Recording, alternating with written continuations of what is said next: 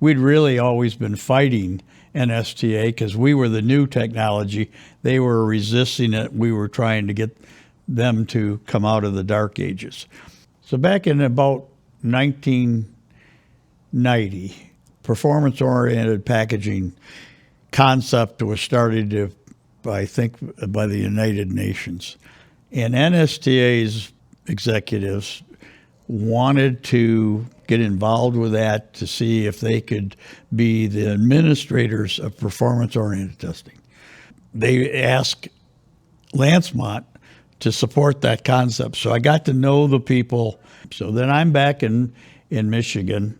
Dennis Young is back in Michigan doing, he had his own consulting and test lab at the time. And in late 94, their president, Joe Grigney, came to us, to me and Dennis, and said, would you guys be interested in potentially managing and running the association? So Dennis and I debated it, and we decided, yeah, we would go for that. So we went down to Florida, met with their board of directors, and what I distinctly remember after going through the modern testing was we ended up by saying to them that Dennis knows everything about it, and Ed knows everybody involved in it. And I think that's what sold them on that. So in 1995, in June of that year, the two of us took it over. And Dennis was tremendously involved in promoting the technology. He came up with the test series that's now employed by ISTA. I was the administrator. He was the technical guru. During all this, then, we started bringing in the other people we knew from college days. So Steve Pierce was tremendously involved. Eventually, Bill Kipp came in to ISTA, Dave Labutt from Georgia Pacific, and Bud Schweitzer from Packaging Corporation of America. These were people from our college days that were instrumental in the whole technology all the way along.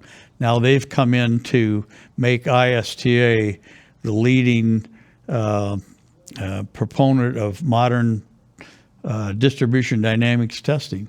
And we really did that because we found that ASTM was good. They had 4169. Dennis Young was very involved. He was in the original group that created 4169. But it was very difficult to make any changes in it. It was the consensus way and the way they operated. It took years to make just a small change in the technology. And we realized that ISTA was something that could be much more dynamic, much more in tune with what the new technology was. Because you got to remember, Lancemont had now started into field to lab, and you got to know the distribution environment to be able to replicate it in the laboratory. So all this was going on very rapidly. Things were learned. We needed to make a lot of changes. And literally, Dennis and I took an association that was billing its members in the third quarter of the year for the next year just so they could have enough cash to keep paying their executive director. So that's the situation we took over. And very rapidly, with the change in technology, the people that Dennis and I knew, the people we brought in, it started expanding and expanding.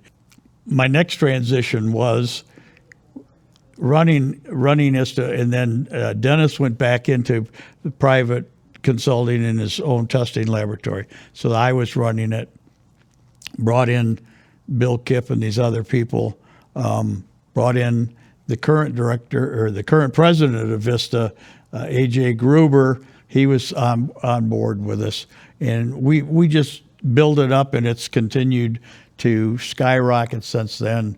To being over 1,000 members and a very dynamic organization.